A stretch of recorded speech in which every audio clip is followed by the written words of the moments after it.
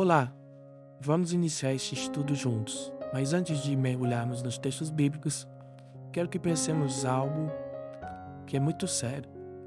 Imagine que você está em uma jornada, caminhando em direção a um destino importante, mas alguém ao seu lado começa a lhe dar conselhos que parecem bons, mas que aos poucos vão desviando você do caminho certo.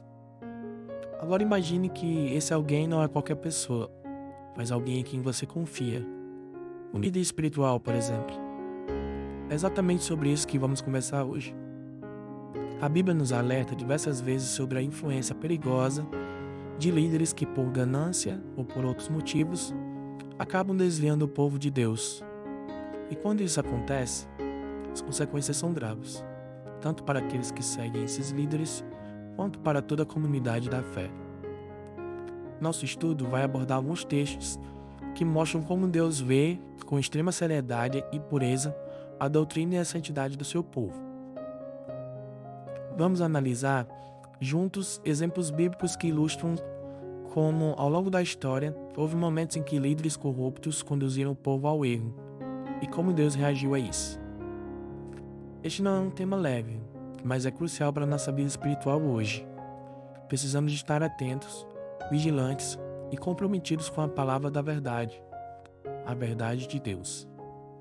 E mais importante, precisamos aplicar esses princípios ao nosso contexto atual, para que não caiamos nas mesmas armadilhas.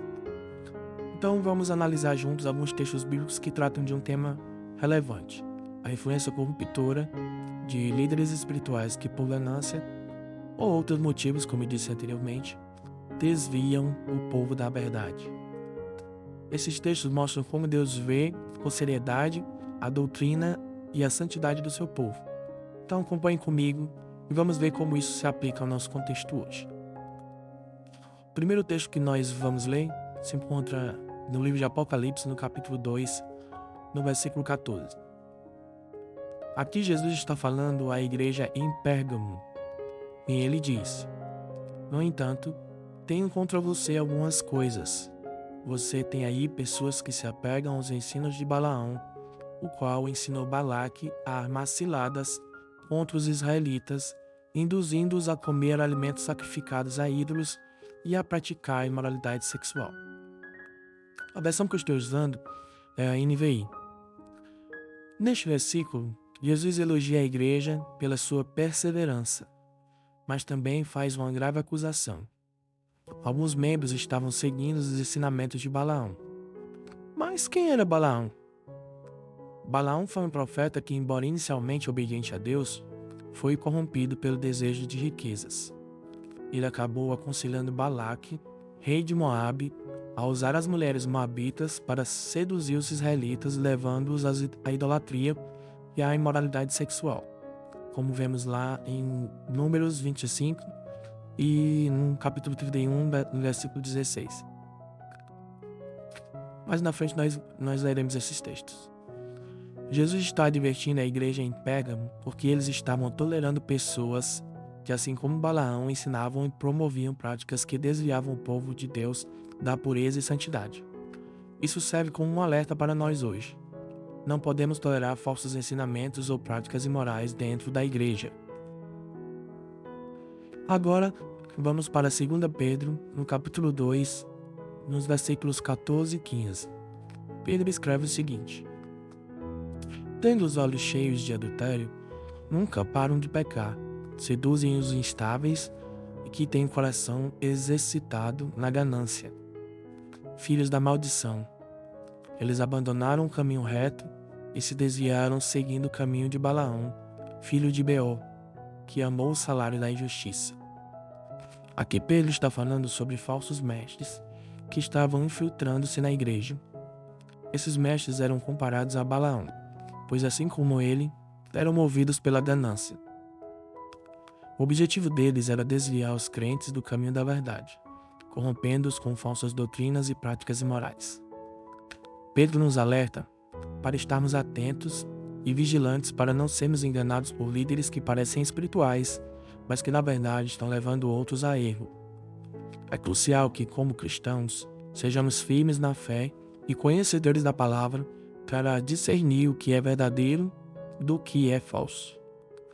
Voltemos agora para o Antigo Testamento. Em Números 31:16, o versículo diz o seguinte: foram elas que seguiram o conselho de Balaão, elas aqui as mulheres, e levaram Israel a ser infiel ao Senhor, no caso de Peor, de modo que uma praga feriu a comunidade do Senhor.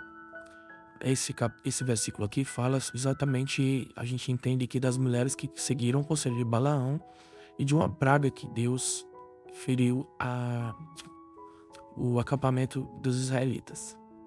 Aqui Moisés está falando sobre as mulheres midianitas que seguiram o conselho de Balaão e seduziram os israelitas para que fossem infiéis a Deus. Isso resultou em uma praga que matou muitos israelitas. Esse episódio mostra o perigo do compromisso moral e espiritual. Balaão, embora não pudesse amaldiçoar diretamente o povo de Israel, usou de astúcia para causar a queda do povo de Deus. Isso nos ensina a ser cautelosos com qualquer conselho ou ensino que nos afaste da obediência a Deus. O compromisso com a verdade é essencial para a nossa caminhada espiritual. Vamos entender melhor a história de Balaão. No Números do capítulo 22, nós vamos precisar ler todo esse capítulo e também o capítulo 23 para a gente entender de verdade, de fato, sem deixar brechas para nenhuma interpretação errada sobre esses dois capítulos. Vamos lá, versículo 1 do capítulo 22. Os israelitas partiram e acamparam nas campinas de Moabe, para além do Jordão, perto de Jericó.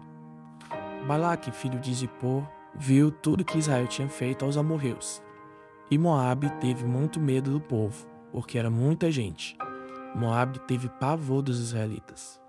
Então os moabitas disseram aos líderes de Midian: essa multidão devorará tudo que é nosso, como um boi devora capim do pasto.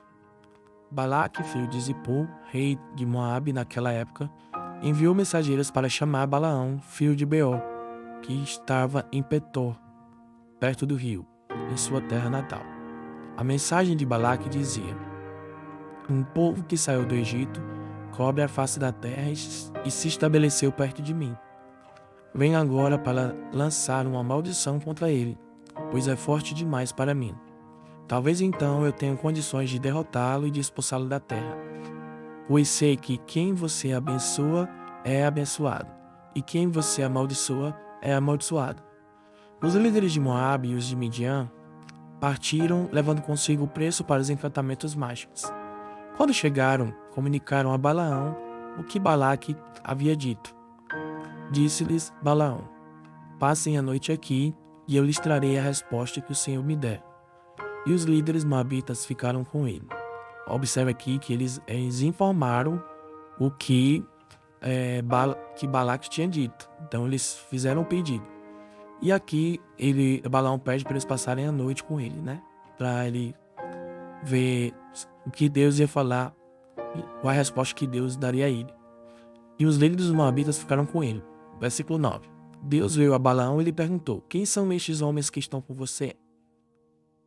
Balaão respondeu a Deus: Balaque, filho de Zippor, rei de Moabe, enviou-me esta mensagem: um povo que saiu do Egito cobre a face da terra. Venha agora lançar uma maldição contra ele. Talvez então eu tenha condições de derrotá-lo e de expulsá-lo. Mas Deus disse a Balaão: não vá com eles. Você não poderá amaldiçoar este povo, porque é um povo abençoado. Lembrando, só para frisar aqui, né? Deus já está dizendo aqui que ele é um povo abençoado. E Balaão não podia amaldiçoar ele, porque é um povo abençoado. Na manhã seguinte, Balaão se levantou e disse aos líderes de Balaque: voltem para sua terra, pois o Senhor não permitiu que eu os acompanhe. Os líderes moabitas voltaram a Balaque e lhe disseram: Balaão recusou a acompanhar-nos. Preste atenção, gente, aqui, para a gente não perder o que está acontecendo aqui. No versículo 15, Balaque enviou outros líderes em maior número e mais importantes que os primeiros, a segunda tentativa de Balaque. Eles foram a Balaão e lhes disseram: assim diz Balaque, filho de Zippor, que nada o impeça vir a mim. Então aqui ele está fazendo um novo pedido, né? Porque, reforçando o pedido, né, de novo, que nada o impeça de vir a mim, porque recompensarei generosamente e farei tudo o que você me disser. Venha, por favor, e lance para mim uma maldição contra este povo. Aqui o rei Balaque, ele reforça e diz que vai recompensar Balaão generosamente. Então ele já faz um pedido aqui no versículo 17. No 16 e 17. Aí no 18. Balaão, porém, respondeu aos seus conselheiros, aos conselheiros de Balaque: mesmo que Balaque me desse o seu palácio cheio de prata e de ouro, eu não poderia fazer coisa alguma, grande ou pequena, que vá além da ordem do Senhor meu Deus. Agora, também vocês fiquem aqui esta noite e eu descobrirei o que mais o Senhor tem para dizer-me. Então Balaão pede aqui para o povo, de novo, como da primeira vez, passar a noite lá, que ele ia consultar a Deus. Tudo como aconteceu da primeira vez. Naquela noite, Deus veio a Balaão e lhe disse: visto que esses homens vieram chamá-lo, vá com eles, mas faça apenas o que eu lhe disser. Então, aqui Deus está dizendo para Balaão agora que os homens vieram chamar ele, né? Que eles fossem. Dessa vez, agora Deus diz que Balaão deveria ir com esse povo. E aqui não precisa a gente ficar dizendo, tipo, Balaão teria que dizer: Deus, esses homens vieram fazer tal coisa, me pedir, não sei o que. Não precisa, porque Deus sabe o que eles estavam lá fazendo. Deus sabe todas as coisas. Então Deus já está dizendo aqui: visto que eles vieram chamá-lo, vá com eles. Só que Deus faz uma ressalva aqui, né? Faça apenas o que eu lhe disser. Né? E aí Balaão, no versículo 21. Levantou-se pela manhã, pôs a sela sobre a sua jumenta e foi com os líderes de Moabe. Mas acendeu a ira de Deus quando ele foi, e o anjo do Senhor pôs-se no caminho para impedi-lo de prosseguir. Balaão ia montado em sua jumenta, e seus 2 servos o acompanhavam. Quando a jumenta viu que o anjo do Senhor, parado no caminho, empunhando uma espada, saiu do caminho e foi-se pelo campo. Balaão bateu nela para fazê-la voltar ao caminho. Então o anjo do Senhor se pôs no caminho estreito entre 2 vinhas, com muros dos 2 lados. Quando a jumenta viu o anjo do Senhor, encostou-se no muro, apertando o pé de Balaão contra ele. Por isso ele bateu nela de novo. O anjo do Senhor foi adiante, se colocou no lugar estreito e não havia espaço para desviar, nem para a direita nem para a esquerda. Quando a jumenta viu o anjo do Senhor, deitou-se debaixo de Balaão. Acendeu-se a ira de Balaão, que bateu nela com a sua vara. Então o Senhor abriu a boca da jumenta e ela disse a Balaão: que foi que eu fiz para que você bata em mim 3 vezes? Balaão respondeu à jumenta: você me fez de tolo. Quem me dera que eu tivesse uma espada na mão, eu a mataria agora mesmo. Mas a jumenta disse a Balaão: não sou sua jumenta que você sempre montou até o dia de hoje? Tenho eu o costume de fazer isso com você? Não, disse ele. Então o Senhor abriu os olhos de Balaão e ele viu o anjo do Senhor parado no caminho, empunhando a sua espada. Então Balaão inclinou-se e prostrou-se, rosto em terra. E o anjo do Senhor lhe perguntou: por que você bateu 3 vezes em sua jumenta? Eu vim aqui para impedi-lo de prosseguir, porque o seu caminho me desagrada. A jumenta me viu e se afastou de mim por 3 vezes. Se ela não se afastasse, a essa altura certamente eu teria matado, mas a ela eu teria poupado. Balaão disse ao anjo do Senhor: pequei.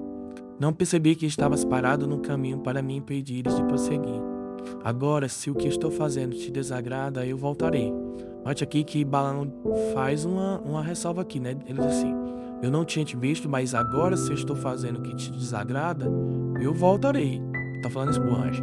Então o anjo do Senhor disse a Balaão: vá com os homens, mas fale apenas o que eu lhe disser. Assim Balaão foi com os príncipes de Balaque. Muitas pessoas falam aqui que Deus não queria que Balaão fosse, mas aqui o anjo reforça mais uma vez que vá, Balaão, com eles, mas faça apenas o que eu lhes disser. E aí a questão, né? Por que o anjo sempre colocou na frente de Balaão? Talvez porque o interesse de Balaão de ir não era de fazer o que Deus quisesse, né? Que Deus queria, no caso. Mas aí por isso que Deus reforçou aqui com Balaão: faça apenas o que eu lhe disser. Assim Balaão foi com os príncipes de Balaque. Quando Balaque soube que Balaão estava chegando, foi ao seu encontro na cidade moabita de fronteira do Arnon, no limite do seu território. E Balaque disse a Balaão: não mandei chamá-lo urgentemente, porque não veio? Acaso não tenho condições para recompensá-lo? Aqui estou, respondeu Balaão. Mas seria eu capaz de dizer alguma coisa? Direi somente o que Deus puser em minha boca. Então Balaão foi com Balaque até Quiriate-Huzote. Balaque sacrificou bois e ovelhas e deu parte da carne a Balaão e aos líderes que estavam com ele.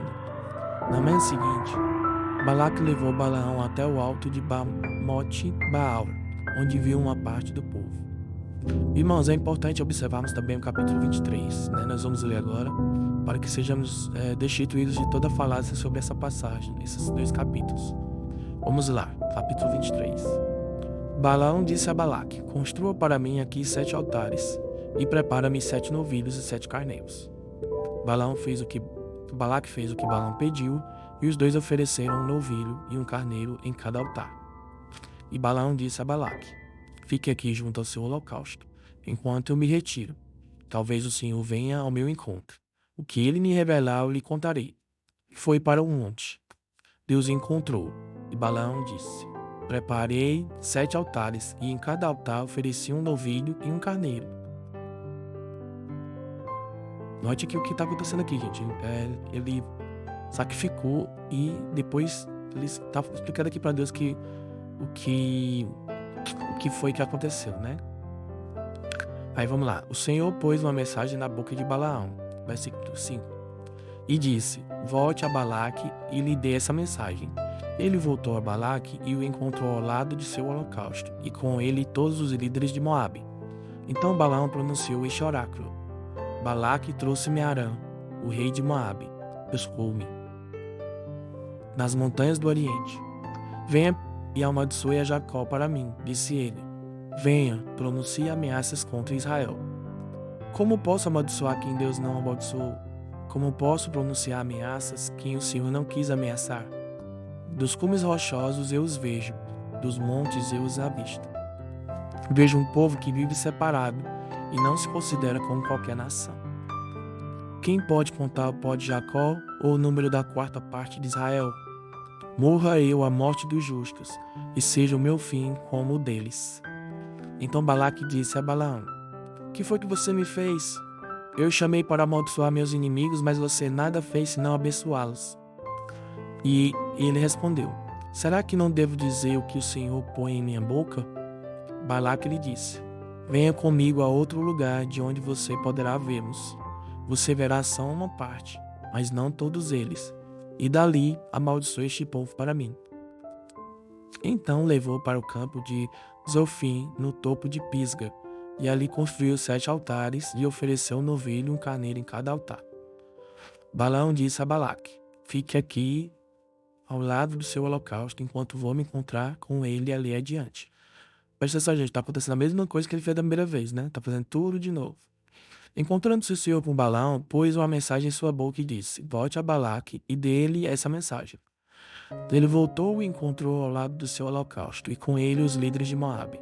Balaque perguntou-lhe: o Senhor disse o quê? Então ele pronunciou este oráculo: levante-se, Balaque, e ouça-me. Escute-me, filho de Zippor. Deus não é homem para que minta, nem filho do homem para que se arrependa. Acaso ele fala e deixa de agir? Acaso promete e deixa de cumprir? É interessante que essa frase aqui é muito falada hoje, né? Inclusive até por alguns falsos profetas. Estou dizendo que com isso que quem fala essa frase é falso profeta, né? Mas exatamente essa frase é usada por muitos falsos profetas. Versículo 20. Recebi uma ordem para abençoar, e ele abençoou, e não posso mudar. Nenhuma desgraça se vê em Jacó, nenhum sofrimento em Israel. O Senhor, seu Deus, está com eles. O brado de aclamação do rei está no meio deles. Deus os está trazendo do Egito. Eles têm a força do boi selvagem. Não há magia que possa contra Jacó, nem encantamento contra Israel. Agora se dirá de Jacó e de Israel: vejam o que Deus tem feito. O povo se levanta como leoa, levanta-se como um leão, que não se deita até que devore sua presa e beba o sangue das suas vítimas.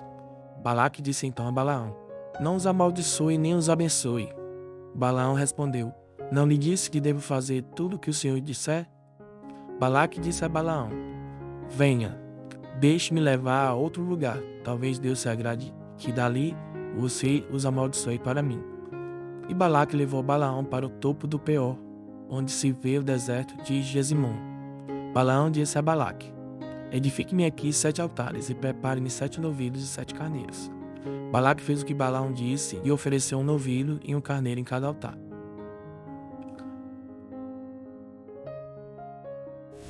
É interessante, gente, aqui o texto. Nós vamos ler também o versículo, capítulo 24, que é encerrando essa história, né? Vamos lá. Quando Balaão viu que agradava ao Senhor abençoar Israel, não recorreu à magia como nas outras vezes, mas voltou o rosto para o deserto. Então viu Israel acampado, tribo por tribo, e o Espírito de Deus veio sobre ele. Preste atenção aqui, gente. E ele pronunciou este oráculo: palavra de Balaão, filho de Beor, palavra daquele cujos olhos não veem claramente, palavra daquele que ouve as palavras de Deus, daquele que vê a visão, que vem do Todo-Poderoso, daquele que cai prostrado e vê com clareza. Quão belas são as tuas tendas, ó Jacó, e as tuas habitações, ó Israel. Como vales estendem-se, como jardins que margeiam rios, como aloés plantados pelo Senhor, como cedro junto às águas. Seus reservatórios de água transbordarão, suas lavouras serão bem irrigadas, o seu rei será maior do que Agag, o seu reino será exaltado.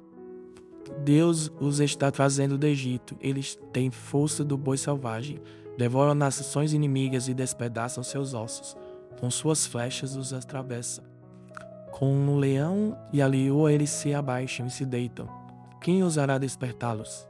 Sejam abençoados do que os abençoarem, e amaldiçoados que os amaldiçoarem.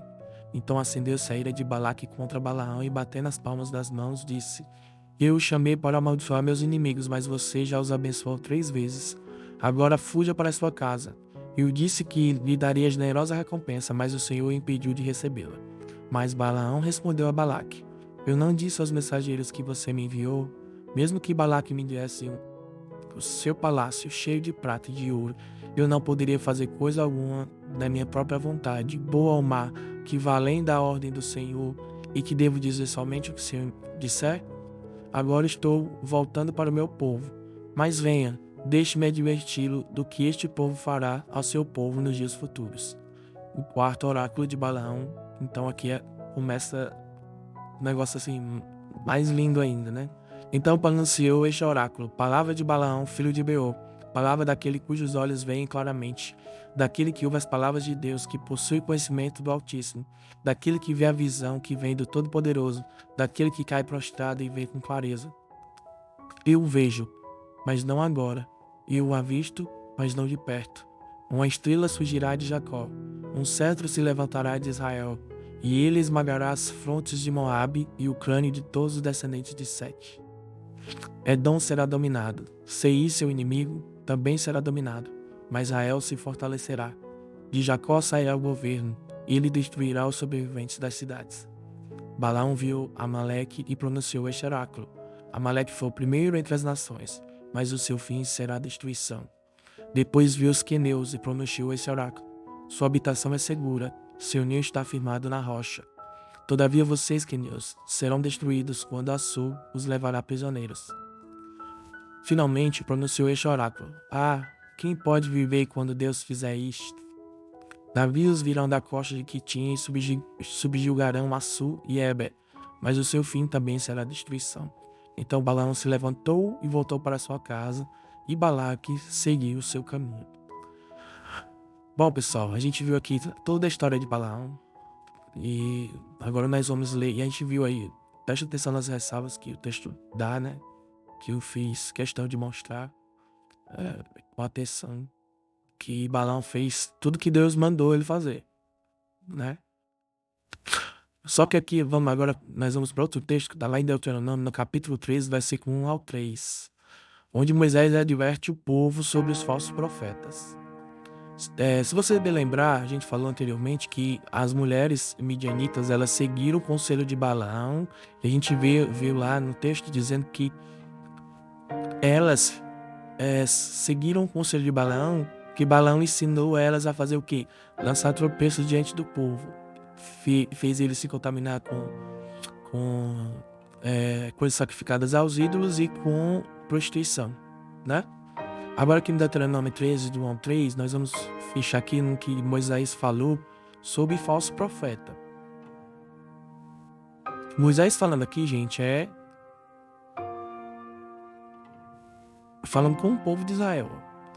No versículo 1 diz assim: se aparecer no meio de vocês um profeta ou alguém que faz predições por meio de sonhos e anunciar a vocês um sinal milagroso ou um prodígio, e se o sinal ou prodígio de que ele falou acontecer, e ele disser: vamos seguir outros deuses que vocês não conhecem e vamos adorá-los, não deem ouvidos às palavras daquele profeta ou sonhador.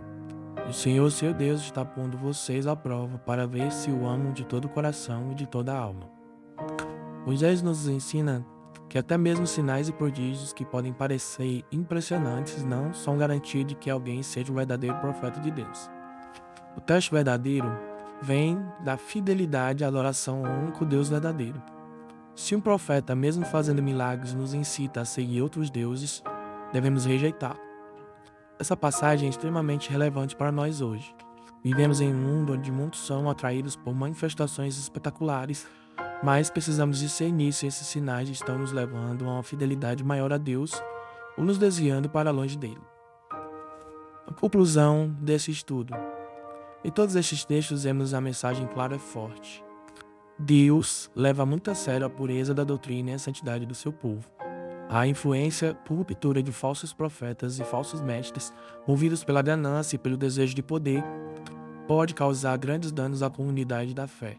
Portanto, é vital que sejamos vigilantes, fiéis à palavra de Deus e prontos para rejeitar qualquer ensino ou prática que nos afaste do caminho da verdade. Que possamos aprender com esses exemplos e permanecer firmes na fé, discernindo a verdade e vivendo de maneira que agrade a Deus.